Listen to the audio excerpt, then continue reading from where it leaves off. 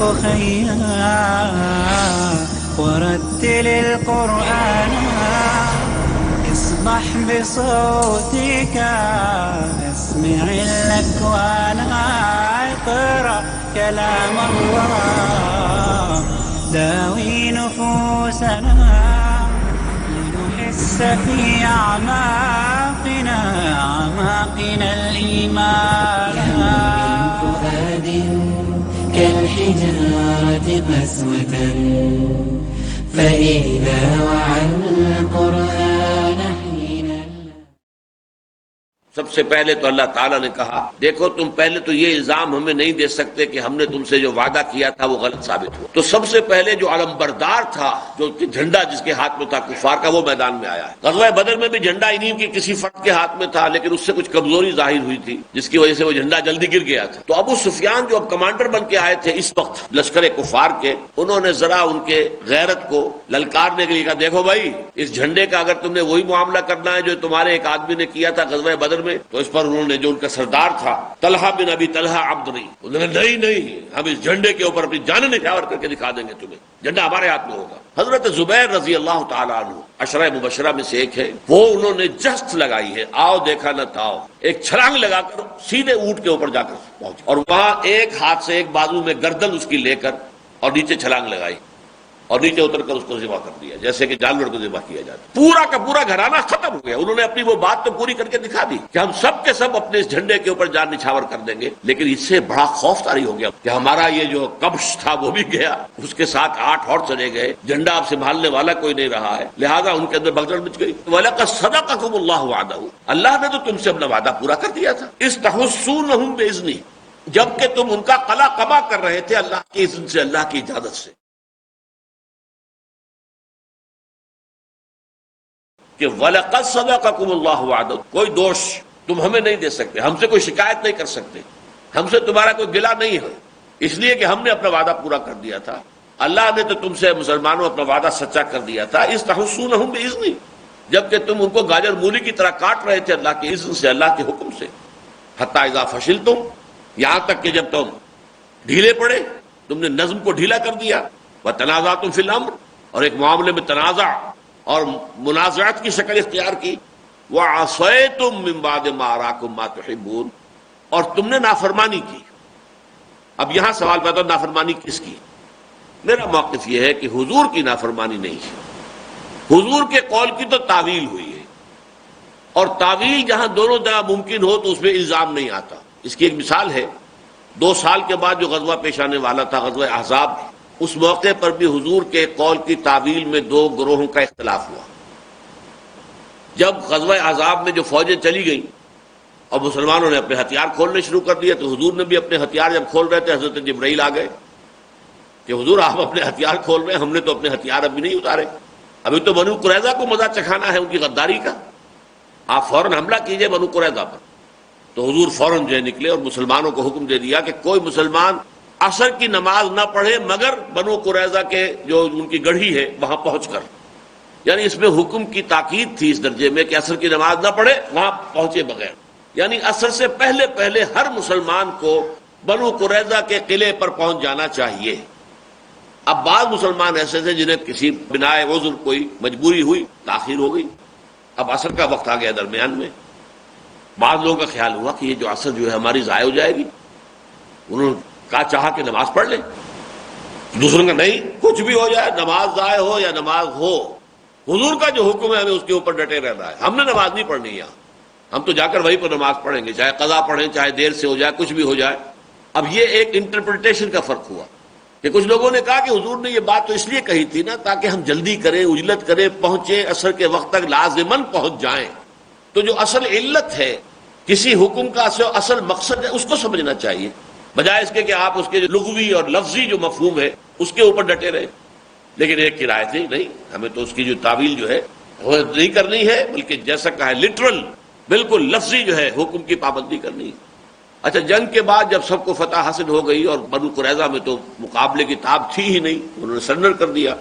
بعد میں یہ معاملہ حضور کے سامنے بیان کیا گیا. حضور نے کہا دونوں نے ٹھیک کیا، کسی کی بھی آپ نے نفی نہیں کی. جنہوں نے نماز پڑھ لی یہ نہیں کہا کہ تم نے میرے حکم کی خلاف ورزی کی.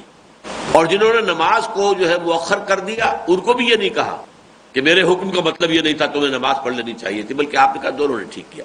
تو انٹرپریٹیشن کا جہاں تک معاملہ ہوتا ہے اس کی تو گویا کہ دونوں طرف کا امکان ہوتا ہے۔ یہی معاملہ ہے جس کو ہم کہتے ہیں کہ مجتہد جو ہوتا ہے، کوئی ایک نیا مسئلہ پیش آ گیا ہے جس سے پہلے نہیں تھا، نہ قرآن میں کوئی حکم موجود ہے نہ حدیث میں ہے، نئی صورت سامنے سے آ گئی ہے، اب اپنا سا لوگ زور لگا رہے ہیں، اپنی صلاحیت اپنی ذہانت کوشش کر رہے ہیں اپنی سی کہ کیا حکم ہونا چاہیے اس سچویشن میں۔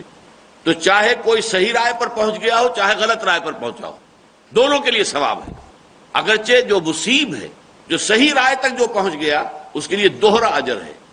جو مجتہد مخطی ہے، مجتہد مصیب، مجتہد مخطی، اجتہاد اس نے بھی کیا اور پورے زور شور سے کیا، پورے اہتمام سے کیا، شد و مت سے کیا، اپنی پوری صلاحیت لگا کے اجتہاد کیا، اب وہ صحیح رائے تک پہنچ گیا، دوہرا اجر۔ اس نے بھی اجتہاد کیا اور پوری طرح خلوص نیت کے ساتھ شریعت کے حکم کو معلوم کرنے کی کوشش کی، لیکن غلطی سے صحیح رائے تک نہیں پہنچے، ان کے لیے بھی ثواب ہے، لیکن اکیلا ثواب۔ تو مجتہد مخطی ہو یا مجتہد مصیب ہو، دونوں کے لیے ثواب ہے، اگرچہ مصیب کے لیے دوہرا اور مخطی کے لیے اکیلا۔ تو معاملہ اصل میں یہ تھا کہ اگر یہاں تنازع جو ہے وہ نہ ہوتا اور کسی غلط تعویل پر سب جمع ہو گئے ہوتے تو اس میں یہ ہے کہ کم سے کم اس میں ہم یہ نہیں کہہ سکتے تھے کہ انہوں نے ایک نافرمانی کی ہے کسی کی، اس لیے کہ وہ تو ایک تعویل کی گنجائش تو موجود تھی، تعویل ادھر بھی ہو سکتی ہے تعویل ادھر بھی ہو سکتی ہے، اجتہاد میں خطا بھی ہو سکتا ہے اور اجتہاد جو ہے صحیح رائے تک بھی پہنچ سکتا ہے۔ لیکن یہاں مسئلہ یہ رہا کہ لوکل کمانڈر جو ہے وہ اس پر مرشد ہے کہ مت ہلو یہاں سے، من اطاعنی فقد اطاع اللہ ومن عصانی فقد عصى اللہ ومن اطاع امیری فقد اطاعنی ومن عصى امیری فقد عصانی۔ حضرت عبداللہ ابن جبیر ابن نعمان انصاری رضی اللہ تعالیٰ عنہ وہ ڈٹے ہوئے کہ نہیں، تو حضور کے حکم کی تو میں نہیں کہتا کہ یہاں خلاف ورزی ہوئی ہے، معصیت جو ہے رسول فرمان نبوی کی نہیں ہے، لیکن جو لوکل کمانڈر ہے اس کی چونکہ نافرمانی ہوئی ہے اور حضور کے قول مبارک کے مطابق اپنے لوکل امیر لوکل کمانڈر کی نافرمانی بھی گویا کہ حضور کی نافرمانی بنتی ہے، اس لیے انڈائریکٹلی وہ حضور کی نافرمانی بھی کہی جا سکتی ہے۔ لیکن میں یہ نہیں سمجھتا کہ جان بوجھ کر ان صحابہ میں سے کوئی بھی حضور کی نافرمانی کا کوئی ارادہ رکھ سکتا ہو اور سوچ سکتا ہو۔ من بعد ما اراکم ما تحبون میں بھی عام طور پر لوگوں کی رائے یہ ہے، اس کے بعد جب کہ ہم نے تمہیں وہ چیز دکھا دی جو تمہیں محبوب ہے، عام طور پر رائے یہ ہے کہ اس سے مراد مال غنیمت ہے۔ میں بھی اس کی بالکل قطعی نفی تو نہیں کر سکتا، پچھلے درس میں نے عرض کیا تھا کہ یہاں جو سود کی حرمت کا حکم آیا، سود در سود، سود مرکب کا، وہ ہم پڑھ چکے ہیں پچھلے درس میں، تو اس کی جو ہے اس نظم میں سیاق و سباق سے اسے معلوم ہوتا ہے کہ کچھ نہ کچھ وہ بات شامل تھی، مال کی محبت کسی درجے میں۔ لیکن میرے نزدیک تعویل دوسری جو ہے وہ قرآن مجید میں القرآن یفسر بعضہ بعضا کا جو اصول ہے اس کی روح سے وہ بہت زیادہ قوی ہے، اور اس سے مراد فتح ہے۔ من بعد ما اراکم ما تحبون، اس کے بعد کہ تمہیں اللہ نے وہ شے دکھا دی جو تمہیں محبوب ہے، یعنی فتح دکھا دی تمہیں۔ اب فتح کا معاملہ یہ ہوتا ہے کہ یہ گویا کہ جنگ کے اندر مقصود ہوتا ہے، ہر شے کا ایک مقصود ہے، مقصود حقیقی تو اللہ کی رضا ہے، لیکن یہ کہ اس جنگ کا مقصود تو دشمن کو شکست دینا اور خود فتح حاصل کرنا ہے۔ اور یہ ایک انسان کی فطری کمزوری ہے کہ جب انسان اپنے مقصود پر پہنچ جاتا ہے تو وہ ڈھیلا پڑ جاتا ہے، پھر فشل جو ہے اس کا فطری نتیجہ ہے۔ جب تک منزل تک نہیں پہنچے آپ پوری طریقے سے آپ کی ہمت جو ہے اور آپ کی عزیمت جو ہے برقرار ہے، چلتے جا رہے ہیں، ابھی آپ 10 میل اور بھی چلیں تو شاید تکان کا احساس نہ ہو، لیکن اگر معلوم ہے بس پہنچ گئے، اب پہنچا ہی چاہتے ہیں منزل پر، تو تکان کا احساس شروع ہو جائے، اس لیے کہ اب تو گویا کہ منزل آ گئی۔ جگر کا بڑا پیارا شعر ہے، جو ذوق سفر جو شوق طلب کچھ اور ہمیں منظور نہیں، اے عشق بتا اب کیا ہوگا کہتے ہیں کہ منزل دور نہیں۔ منزل پر پہنچ گئے تو ہمارا عمل ختم، ہم تو چاہتے ہیں عمل جاری رہے، محنت جاری رہے، جد و جہد جاری رہے، لہذا منزل مقصود پر جا کر تو عمل ختم ہو جائے گا۔ تو جو ذوق سفر جو شوق طلب کچھ اور ہمیں منظور نہیں، اے عشق بتا اب کیا ہوگا کہتے ہیں کہ منزل دور نہیں۔ تو یہ منزل جو فتح تھی جو انسانوں کو پسند ہے، اور میرے پاس اس کی دلیل یہ ہے کہ یہاں مراد مال غنیمت نہیں ہے بلکہ فتح ہے، وہ سورہ صف کی آیت ہے۔ سورہ صف میں اللہ کی راہ میں جہاد کرنے کے جو نتائج بیان کیے گئے ہیں وہ 3 تو ہیں نتائج۔ یغفر لکم ذنوبکم نمبر 1، وَيُدْخِلْكُمْ جَنَّاتٍ تَجْرِی مِن تَحْتِهَا الْأَنْہَارُ وَمَسَاکِنَ طَیِّبَةً فِی جَنَّاتِ عَدْنٍ۔ ذالک الفوز العظیم، یہی ہے بہت بڑی کامیابی. بریکٹ بند ہو گئی ہے یہاں، ذالک الفوز العظیم کی بریکٹ بند ہو گئی. یغفر لکم ذنوبکم ویدخلکم جنات تجری من تحتہا الانہار ومساکن طیبۃ فی جنات عدن. تین چیزوں کے بعد بریکٹ بند. ذالک الفوز العظیم. اس کے بعد وَأُخْرَىٰ تُحِبُّونَهَا نصر من اللہ وفتح قریب. اور ایک اور شے جو تمہیں بہت محبوب ہے، یعنی اللہ تعالیٰ کے ہاں وہ اس کا کوئی تعلق کامیابی ناکامی سے نہیں ہے، لیکن انسان اپنی فطری کمزوری کی وجہ سے طبع بشری کی بنا پر اس کو اہمیت دیتا ہے. تمہیں محبوب یہ بھی ہے کہ فتح حاصل ہو جائے. وَأُخْرَىٰ ایک اور شے تُحِبُّونَهَا تم جس کو محبوب رکھتے ہو، جس سے تم محبت کرتے ہو، نصر من اللہ وفتح قریب. وہ یہ بشارت ہے کہ اب اللہ کی مدد آیا چاہتی ہے اور فتح جو ہے تمہاری قدم بوسی کیا چاہتی. یہ جو ہے اخریٰ تحبونہا فتح قریب، یہ ہے جو یہاں پر آپ سمجھیے من بعد ما اراکم ما تحبون. اللہ نے تمہیں وہ شے دکھا دی ہے تمہیں پسند ہے. اس کا مطلب کیا ہے؟ ذرا تجزیہ کیجئے. دیکھیے ہم بھی اللہ کا فضل جس پر بھی ہے اور جتنا بھی ہے، وہ اپنی زندگی جو ہے لگا چکا ہے اللہ تعالیٰ کے دین کی اقامت کی جد و جہد میں، لگا رہا ہے، لگائے ہوئے ہیں. اس میں اصل تو مقصود کیا ہے؟ آخرت کی فلاح، کامیابی. اللہ راضی ہو جائے، اللہ تعالیٰ جنت میں داخل فرما دے، جہنم سے ہمیں بچا لے. یہ ہمارے اصل نصب ہے. یہ بھی ایک خواہش دبی ہوئی ہوتی ہے. فرض کیجئے کہ آپ نے پوری طریقے سے غور و فکر کر کے علی وجہ البصیرت ایک راستہ معین کیا کہ منزل مقصود تک پہنچنے کا یہ راستہ ہے، اور اس راستے پر چلتے ہوئے آپ کو محسوس ہوا کہ یہ منزل جو ہے تو قریب نہیں آ رہی. عبداللہ شاکر کی ایک نظم کے الفاظ مجھے یاد آئے. 1951 میں انہوں نے انتخابات جو ہوئے تھے پروونشل اسمبلی کے، جماعت نے اس میں حصہ لیا تھا، تو دولتانہ صاحب کے جو خواہشات تھیں اور جو ان کے اندازے تھے اس کی تعبیر کی تھی پنجابی میں. وزارت پنجابے والی لینی ضرور ہے، اکھیاں تھی نیڑے نیڑے قدماں تھی دور ہے. تو آنکھوں سے تو بہت نزدیک نظر آ رہی ہے وزارت جو ہے پنجاب کے، قدموں سے دور ہے. اقرأ ورتل القرآن. عبداللہ شاکر کی ایک نظم کے الفاظ مجھے یاد آئے. 1951 میں انہوں نے انتخابات جو ہوئے تھے پروونشل اسمبلی کے، جماعت نے اس میں حصہ لیا تھا، تو دولتانہ صاحب کے جو خواہشات تھیں اور جو ان کے اندازے تھے اس کی تعبیر کی تھی پنجابی میں. وزارت پنجابے والی لینی ضرور ہے، اکھیاں تھی نیڑے نیڑے قدماں تھی دور ہے. تو آنکھوں سے تو بہت نزدیک نظر آ رہی ہے وزارت جو ہے پنجاب کے، قدموں سے دور ہے. یہی معاملہ جب کسی اسلامی تحریک کے کارکنوں کا ہوتا ہے کہ ہم نے جو راستہ طے کیا تھا اس کا صغرا کبرا تو درست ہے، راستہ تو یہی ہے، جاست طریقہ کار تو یہی ہے، لیکن پہنچ نہیں پا رہے. تو پھر آدمی نہ پہنچ پانے پر اگر یہ کہ وہ غور کرتا ہے اچھا کوئی راستہ حکم اور کرک جسے کہتے ہیں، جیسے کہ ہاکی والا یا فٹ بال والا اپنی گیند کو لے کر چلتا ہے تو دائیں بائیں ادھر سے ادھر ادھر سے ادھر، تو یہ جو کیری اوور کرنا ہوتا ہے تو یہ ہے کہ بائی ہک اور بائی کرک، دائیں طرف سے بائیں طرف سے کسی طریقے سے میں پہنچوں. اور یہ شے منزل کو کھوٹی کر دینے والی ہے. اس اعتبار سے یہ بہت ہی نازک، بہت اہم اور بہت ہی سمجھیے کہ لطیف نقطہ ہے جس کو سمجھ لینا چاہیے. فتح و شکست بالکل ذہناً فارغ ہونا چاہیے.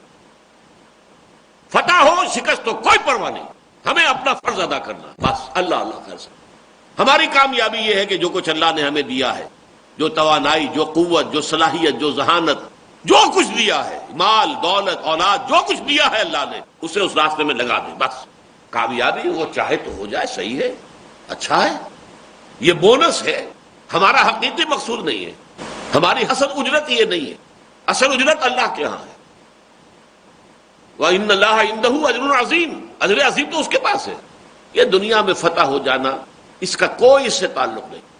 یہ نقطہ تحریک اسلامی اور جو بھی اقامت دین کی جد و جہد کے لیے کسی راستے پر وہ چلنا شروع کرتا ہے اس کے لیے لازم ہے سمجھ لینا. اور یہ مقام اس کے اعتبار سے یہ اور سورہ صف کا وہ مقام کہ وہاں پہلے تو یا ایھا الذین آمنوا هل ادلکم علی تجارۃ تنجیکم من عذاب الیم تؤمنون باللہ ورسولہ وتجاہدون فی سبیل اللہ باموالکم وانفسکم ذالکم خیر لکم ان کنتم تعلمون. اب اس خیر کی شرح کی یغفر لکم ذنوبکم نمبر 1، یدخلکم جنات تجری من تحتہا الانہار نمبر 2، ومساکن طیبۃ فی جنات عدن نمبر 3. بریکٹ ختم. ذالک الفوز العظیم.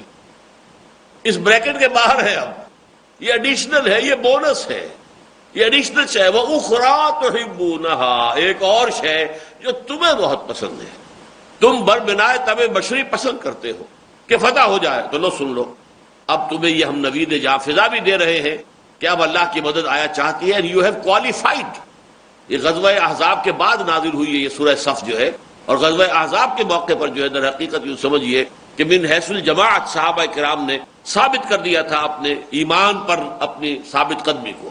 رجال صدقوا ما وعاهد اللہ علیہ فمنهم قضى نحبہ ومنهم من ينتظر۔ یہ جو صورت ہو چکی تھی غزوہ احزاب میں، اس کے بعد یہ خوشخبری دے دی گئی، مبشر المومنین، اے نبی اہل ایمان کو بشارت دے دیجئے کہ نصر من اللہ و فتح قریب۔ اس کی روشنی میں اس کو پڑھیے۔ تو اب سنیے دوبارہ اس آیت کا ترجمہ، وَلَقَدْ صَدَقَكُمُ اللَّهُ وَعْدَهُ۔ اور دیکھو مسلمانوں، تم ہمیں کوئی دوش نہیں دے سکتے، ہم سے گلہ شکوہ نہیں کر سکتے، کوئی احتجاج نہیں کر سکتے، ہم نے تم سے اپنا وعدہ پورا کر دیا۔ اِذْ تَحُسُّونَهُم بِإِذْنِهِ، جبکہ تم نے اپنے دشمن کو شل کر دیا تھا، جبکہ اس کو بے حس کر دیا تھا، اس کے اندر اب کوئی قوت مقاومت نہیں رہی تھی، جبکہ تم ان کا قلا قبا کر رہے تھے۔ حتی اذا فشلتم، یہاں تک کہ جب تم ڈھیلے پڑے، وتنازعتم فی الامر، اور امر کے معاملے میں تم نے تنازع کیا، تم نے اختلاف کیا، رسہ کشی کی، ایک دلیل کے مقابلے میں دوسری دلیل، وعصیتم، اور تم نے نافرمانی کی۔ وہ نافرمانی اپنے لوکل کمانڈر کے جو سرحد کے ساتھ کی، اور اسی میں گویا کہ مضمر ہے کہ بالواسطہ رسول کی بھی نافرمانی ہو گئی، چاہے نیتاً جو ہے وہ تمہارے پیش نظر رسول کی نافرمانی کرنا نہ ہو، نتیجے کے اعتبار سے ہو گئی کہ من اطاع امیری فقد اطاعنی ومن عصى امیری فقد عصانی۔ من بعد ما اراکم ما تحبون، اس کے بعد کہ تمہیں وہ شے دکھا دی اللہ نے جو تمہیں محبوب ہے، یعنی فتح حاصل ہو گئی، تم ڈھیلے پڑ گئے۔ اور ڈھیلا پڑنا جو ہے وہ فطری بات میں بیان کر چکا ہوں، منزل کے قریب پہنچ کر اعصاب جو ہے ڈھیلے پڑتے ہیں، تکان جو ہے اس کا احساس شروع ہو جاتا ہے۔ اگر ابھی وہ منزل 10 میل اور آپ کو چلنا تھی تو ابھی تکان کا احساس نہ ہوتا، لیکن اب چونکہ معلوم ہے کہ بس اب چند قدم کے بعد منزل آیا چاہتی ہے، تو پھر یہ کہ تکان کا احساس شروع ہو جائے گا، پھر آدمی ڈھیلا پڑ جاتا ہے۔ یہ انسان کی فطری کمزوری ہے۔ منکم من یرید الدنیا و منکم من یرید الآخرہ، تم میں سے وہ بھی ہے کہ جو دنیا کے طالب ہیں، اور تم میں سے وہ بھی ہے کہ جو واقعتاً آخرت ہی کے طالب ہیں۔ اب اس کے بھی دو مفہوم ہوں گے۔ اگر تو وہ تعویل ہو جو اکثر لوگوں نے لی ہے تو مراد ہے دولت، تم میں سے وہ لوگ بھی ہیں جو دولت کے، مال غنیمت کے حریص ہیں۔ جنگ کا ایک جو ہے نتیجہ یہ بھی نکلتا ہے، اس لیے اس کو نفل، آپ کو معلوم ہے کہ اس میں مال غنیمت کو انفال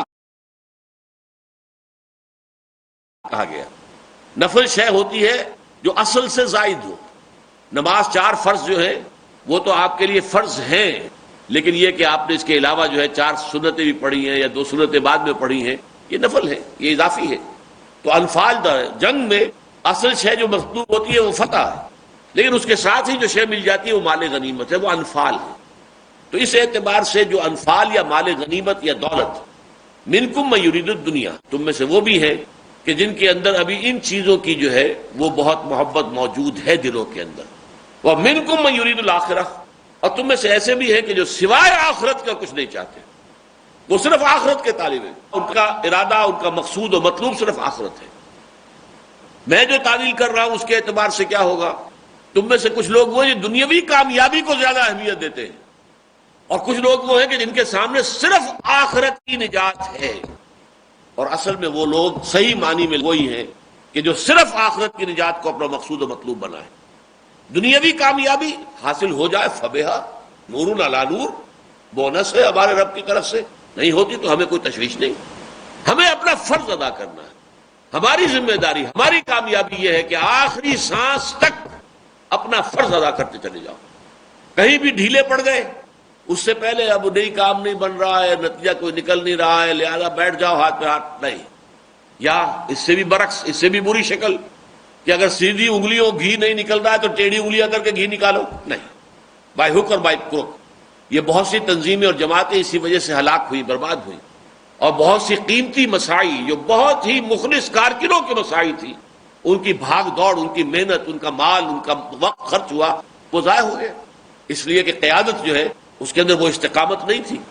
کہ جو صحیح راستہ ہے اس پر قائم رہنا ہے، کامیابی ناکامی سے ہمیں کوئی بحث نہیں.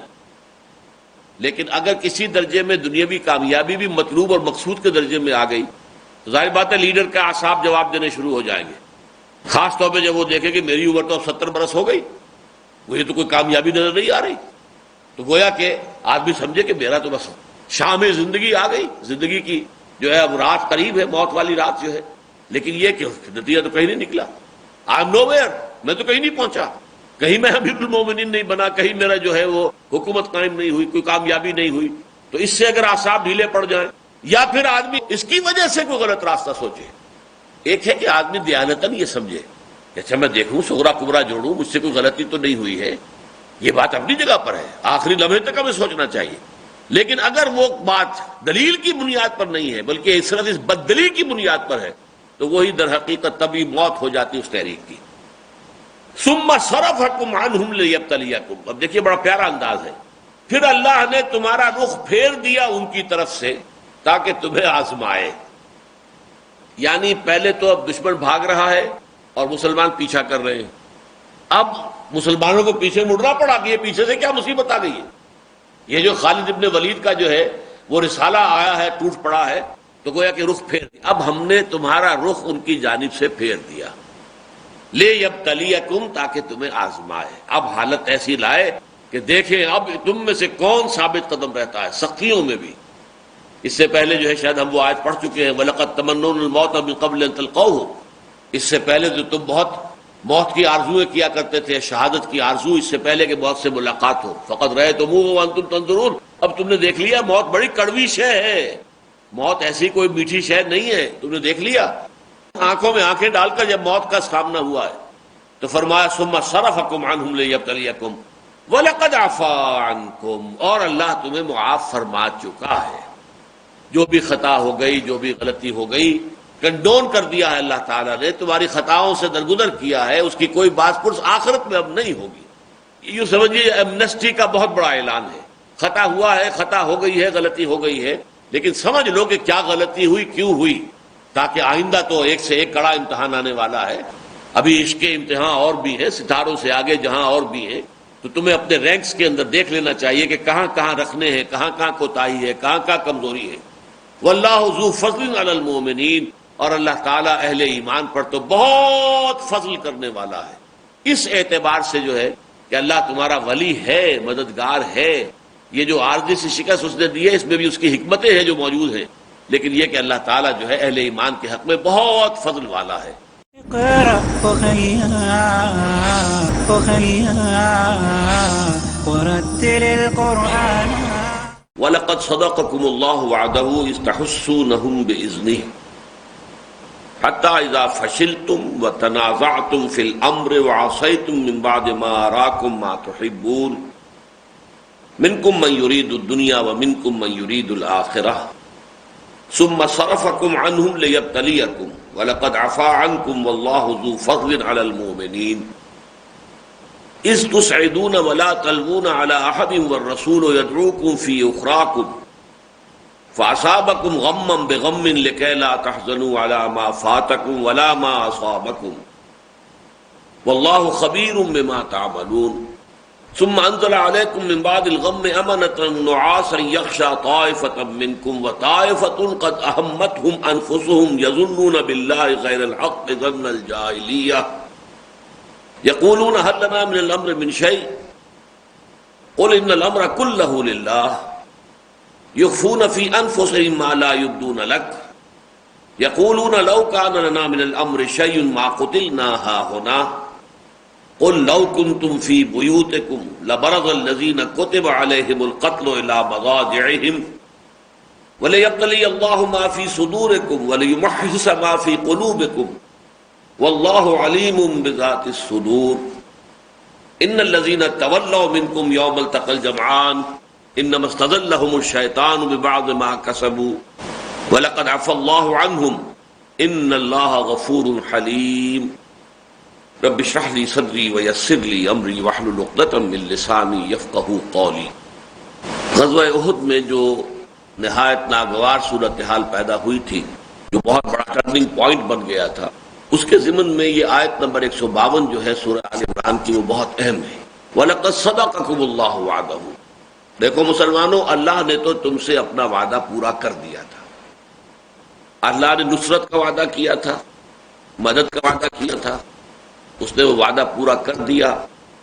جیسے ہی جنگ شروع ہوئی تم نے انہیں گاجر مولی کی طرح کاٹا، یہاں تک کہ بنی عبد الدار کے 9 علم بردار یک کے بعد دیگرے ختم ہوئے، مسلمانوں کے ہاتھ میں واصل جہنم ہوئے۔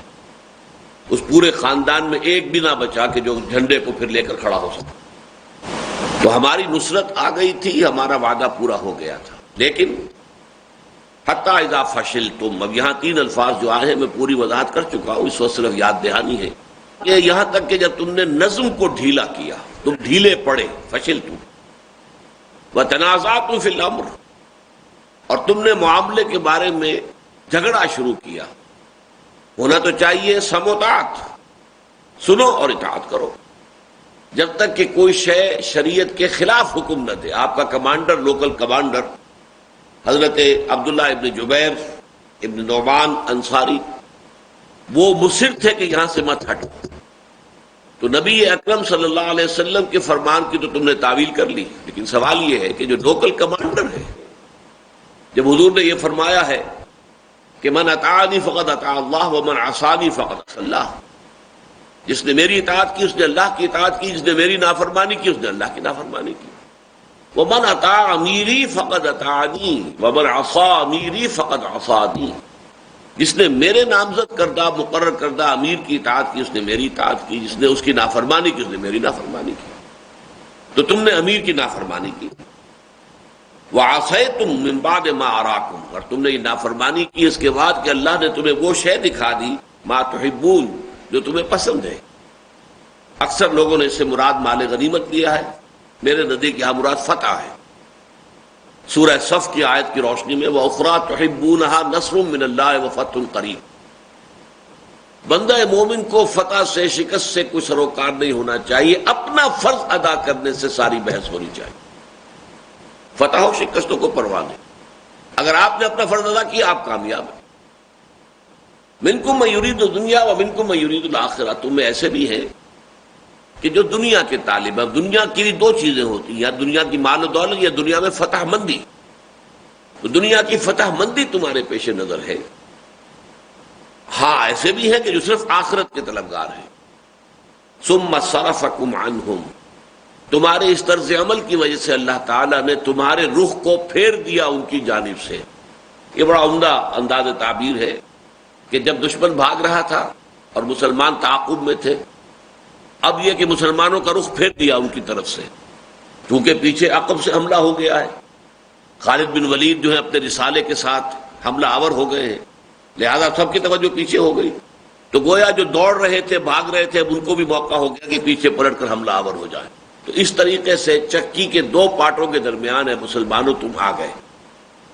لیکن یہ کس لیے؟ لِيَبْتَلِيَكُمْ، یہ میں نے کئی مرتبہ واضح کر دیا ہے۔ اس سورہ مبارکہ میں یہ مضمون بہت وضاحت کے ساتھ اور تکرار کے ساتھ آیا کہ یہ جو مسائل دنیا میں آتے ہیں، مشکلات آتی ہیں اللہ کی طرف سے، تو در حقیقت ان میں بھی حکمت پوشیدہ ہے، اس میں بھی خیر ہے۔ ابتلا، آزمائش، اسی سے معلوم ہوتا ہے کہ ہماری صفوں میں کہاں کہاں کوئی کمی ہے، کمزوری ہے، ضعف ہے، کس کس پہلو سے ہمارے حالات جو ہے اصلاح طلب ہیں۔ اگر فتح پر فتح ہی حاصل ہوتی چلی جائے، اللہ تعالیٰ کی نصرت جو ہے ہر وقت ہماری غلطیوں اور خامیوں کو کنڈون کرتی رہے، تو پھر ظاہر بات ہے کہ اصلاح کی شکل کبھی بھی پیدا نہیں ہوگی۔ پھر یہ ہے کہ وہ غلطیاں جو ہے کمپاؤنڈ ہوتی چلی جائیں گی، بڑھتی چلی جائیں گی، خامیاں کمزوریاں جمع ہوتی چلی جائیں گی۔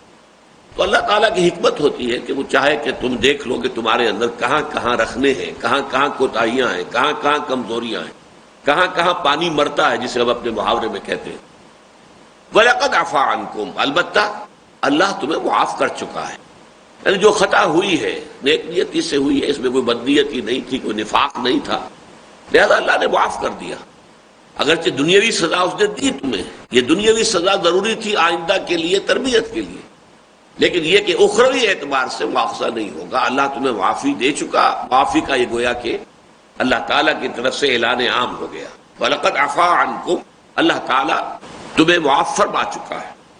واللہ ذو فضل علی المؤمنین، اللہ تعالیٰ اہل ایمان کے حق میں بڑے فضل والا ہے، بہت کرم کرنے والا۔ اب دیکھیے شرک میں غفور ہے، شفیق ہے، خطاؤں سے درگزر کرنے والا ہے۔ اب اس کے بعد اگلی آیات میں کوئی نقشہ کھینچا جا رہا ہے کہ جو افراتفری ہو گئی۔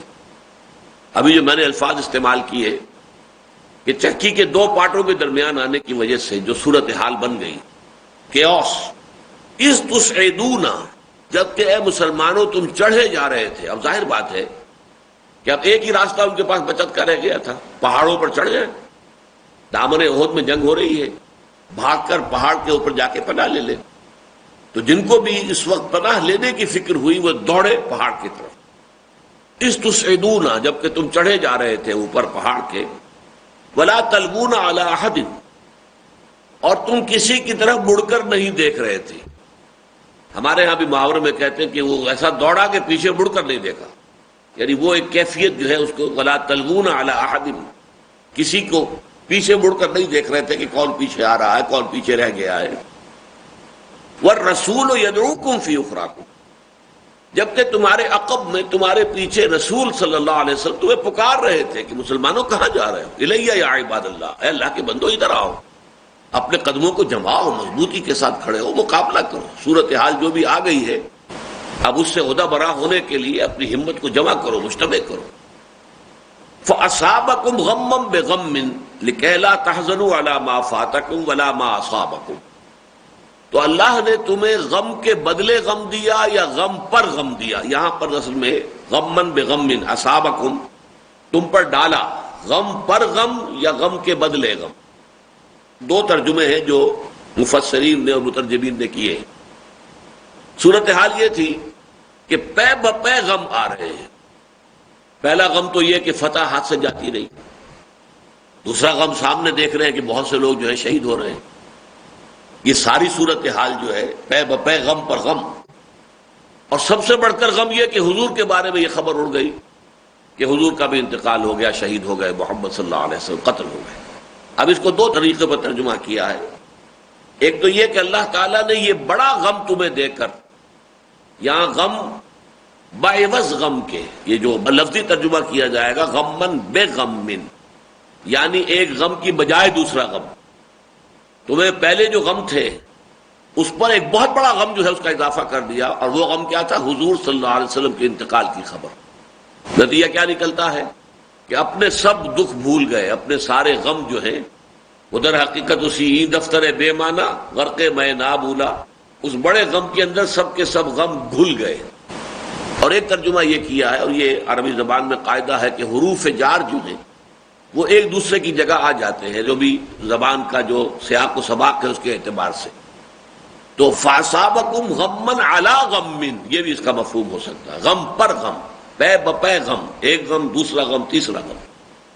اس لیے کہ جب یہ انسان پر اس طریقے سے تابڑ توڑ اور پے بپے غم آتے ہیں تو اس کا ایک نتیجہ نکلتا ہے، اس کے اندر جو ہے تحمل کی طاقت بڑھتی چلی جاتی ہے، برداشت۔ جیسے کہ آپ کو معلوم ہے ہمارے ہاں میڈیکل سائنس میں ہلکی ہلکی انفیکشن ہوتی رہے تو ریزسٹنس ڈیولپ ہو جاتا ہے، اور اچانک ایک انفیکشن ہو تو آدمی جو ہے پھر اس کا مقابلہ نہیں کر سکتا۔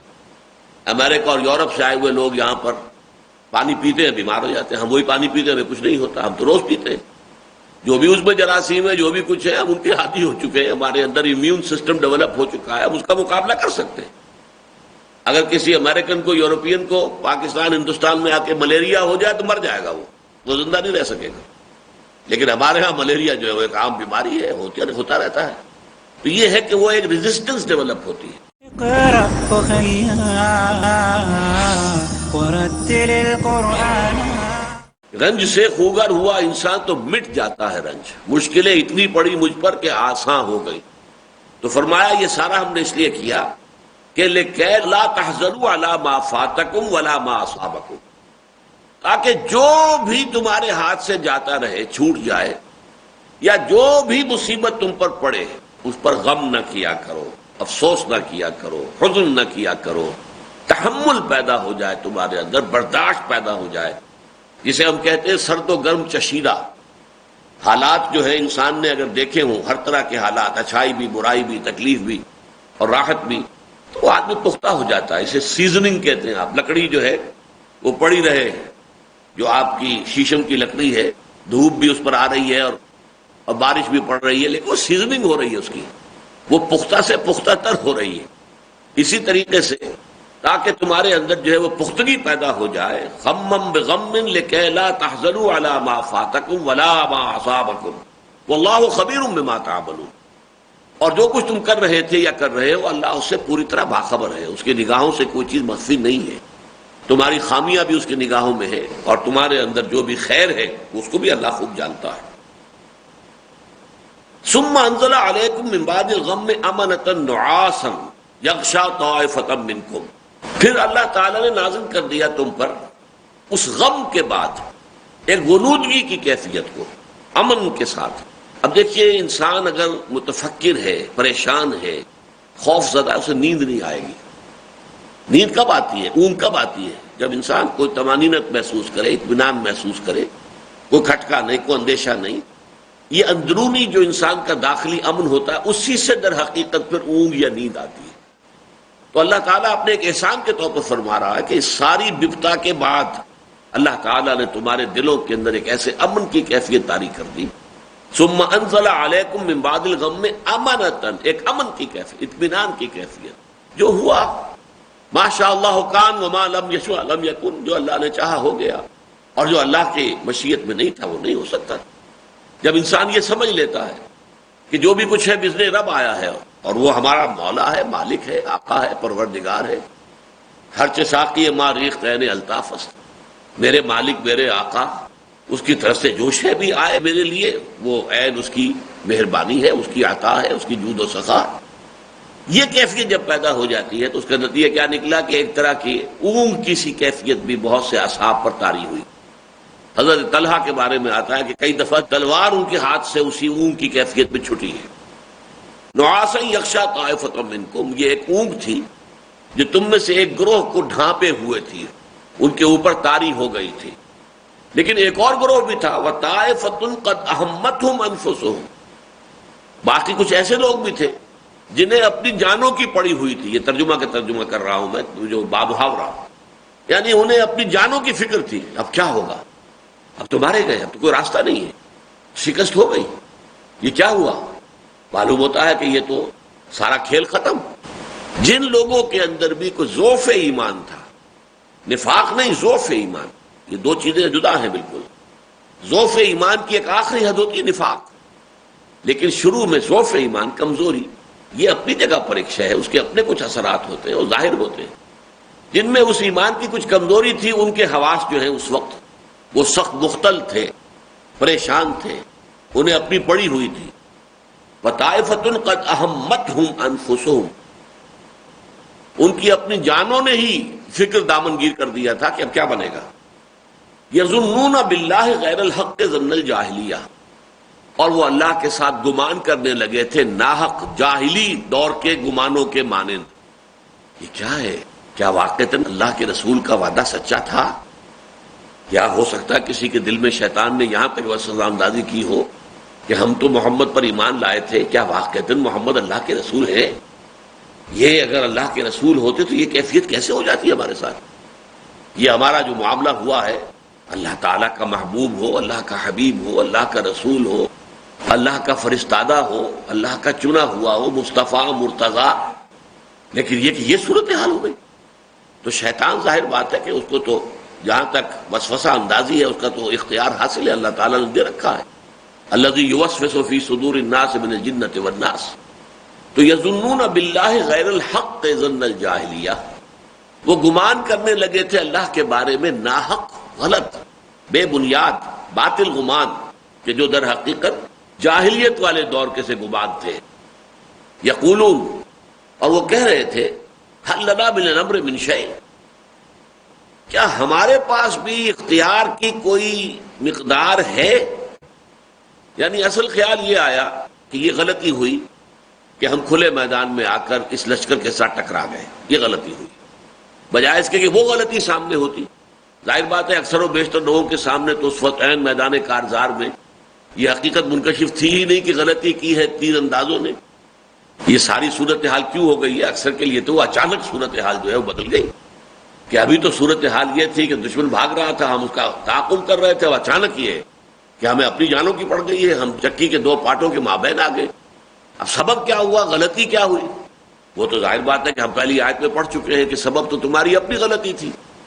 وہ جو 35 یا 40 تیر انداز وہاں سے ہٹ گئے، اور حضور صلی اللہ علیہ وسلم کی جو بھی ہدایت تھی اس کی خلاف ورزی ہو گئی۔ حضور کے قول کی تعویل کی گئی ہو، لیکن لوکل کمانڈر جو ہے اس کے حکم کی تو خلاف ورزی ہوئی ہے، تو اصل میں تو اللہ نے اس کی بنا پر تمہیں اس ابتلا میں اور آزمائش میں ڈالا ہے۔ لیکن یہ کہ جن لوگوں کے سامنے یہ پوری سچویشن نہیں تھی تو ان کے دلوں میں تو ظاہر بات ہے طرح طرح کے خیالات آ رہے تھے، اور ان کا ذہن یہ بن رہا تھا کہ بات غلط ہو گئی، بہتر شکل یہی تھی کہ ہم جو ہے مدینے میں محصور ہو کر دفاع کرتے اور مقابلہ کرتے، کیونکہ یہ بات مشورے میں پہلے آئی تھی، حضور کی اپنی رائے بھی یہی تھی۔ اتفاق دیکھیے اسے، سوئے اتفاق کہیے اسے کہ عبداللہ ابن ابی کی رائے بھی یہی تھی۔ ایک طرف اللہ کے سچے رسول کی رائے تھی، اور ایک طرف ایک منافق اور رئیس المنافقین کی رائے تھی، لیکن رائے جو ہے وہ ایک ہو گئی تھی۔ کچھ اور لوگ بھی ہوں گے کہ جو اس رائے کے حامل ہوں، لیکن چونکہ بہت سے لوگوں نے بڑے جوش کا اور بڑے جذبات کا مظاہرہ کیا کہ ہمیں تو شہادت کی موت درکار ہے، اور وہ لوگ جو خاص طور پر بدر میں نہیں جا سکے تھے، کیونکہ بدر میں تو اعلان تھا ہی نہیں، وہ تو صرف ایک قافلے کا راستہ روکنے کے لیے کچھ لوگوں کو ساتھ لے کر حضور نکلے تھے، جنگ کا تو کوئی سوال ہی نہیں تھا۔ اب انہیں یہ حسرت تھی کہ اتنی بڑی فضیلت سے ہم محروم رہ گئے کہ ہم غزوہ بدر میں شریک نہ ہو سکے۔ جب سورہ انفال نازل ہوئی ہوگی تو اس سے کتنا حسرت کا آپ اندازہ کر سکتے ہیں لوگوں کی کہ کیا ان کا مقام و مرتبہ تھا کہ جو اس میدان بدر میں حاضر تھے، تو اس سے محرومی ہو گئی۔ اس محرومی کا ان کے اوپر رد عمل تھا کہ ہمیں تو اب پورا موقع ملنا چاہیے، ہم اپنے شجاعت کے جوہر میں دکھائیں، اپنے شوق جہاد اور ذوق شہادت کا جو ہے اس کا بھی اظہار کر سکیں۔ لیکن اب ان کو یہ خیال آیا کہ در حقیقت وہ لوگ جن کی رائے یہ تھی کہ محصور ہو کر مدینے میں دفاع کرنا چاہیے، بات ان کی درست تھی، لیکن یہ معاملہ عجیب ہے، فیصلہ جو ہے وہ ہمارے اختیار میں تو ہے ہی نہیں، فیصلہ آخری جو ہے وہ تو حضور کے اختیار میں ہے۔ یعنی یہاں ایک نقطہ نوٹ کر لیجئے، اگرچہ مشاورت حضور نے کی تھی، ایک رائے یہ بھی حضور کی بھی تھی اور کچھ اور لوگوں کی بھی کہ مدینے میں محصور ہو کر دفاع کیا جائے، اور یہ کہ بہت سے لوگوں کی رائے یہ تھی کہ نہیں، کھلے میدان میں مقابلہ کریں گے، لیکن فیصلہ کوئی کاؤنٹنگ آف ووٹس سے نہیں ہوا تھا۔ یہ نہیں تھا کہ اچھا بھائی گنتی کر لو کتنے لوگ ادھر ہیں کتنے لوگ ادھر، یہ نہیں تھا، یہ مغالطہ ذہن سے نکال دیجئے۔ اسلامی جو نظام ہے اس میں یہ ہے کہ مشورے کا مطلب یہ نہیں ہوتا کہ مشورے کے بعد اب گنتی کر کے نوٹ کیے بھائی 10 آدمی ادھر ہے 9 ادھر ہے 10 کی بات صحیح ہو گئی، بلکہ یہ کہ امیر جو ہے اس کے ہاتھ میں فیصلہ ہوگا، جو بھی مشورہ دینا چاہے اس کے اوپر کوئی پابندی نہ، مشورہ دے، دلائل دے، اپنی رائے کے حق میں جو بھی استدلال ہے اس کے پاس جو شواہد ہے جو پیش کرے، اس کو پورا موقع ملے، سب لوگ سنیں، غور کریں، لیکن اس کے بعد آخری فیصلہ امیر کے ہاتھ میں۔ تو چونکہ آخری فیصلہ تو حضور نے کیا تھا خود، لہذا اب ان کو یہ خیال ہوا کہ ہماری رائے پر فیصلہ ہوتا، یا یہ کہ یہ دیکھا جاتا کتنے لوگوں کی رائے یہ تھی کہ محصور ہو کر مقابلہ کیا جائے، تو شاید ہم یہاں نہ مرتے۔ یقولون هل لنا من الامر من شیء، اب اس کا جو جواب نمبر 1 دیا گیا وہ کیا ہے؟ قل ان الامر كله للہ، کہہ دیجئے امر تو سارا کا سارا اللہ کے ہاتھ میں ہے، اللہ کے اختیار میں ہے۔ ایک تو یہ کہ تکوینی امر جو ہے اس میں تو کوئی سازی ہے ہی نہیں اللہ کا، کیا ہونا ہے، کیا اللہ کی تدبیر ہے، کیا مشیت ہے، لانگ ٹرم پلاننگ اللہ کی کیا ہے، ظاہر بات ہے کہ وہ تو اللہ ہی جانتا ہے، اپنی مشیت، اپنی تدبیر، اپنی منصوبہ بندی، اپنے پلان سے وہی واقف ہے۔ لہذا عالم تکوینیات میں تو پورا کا پورا اختیار اسی کے ہاتھ میں ہے۔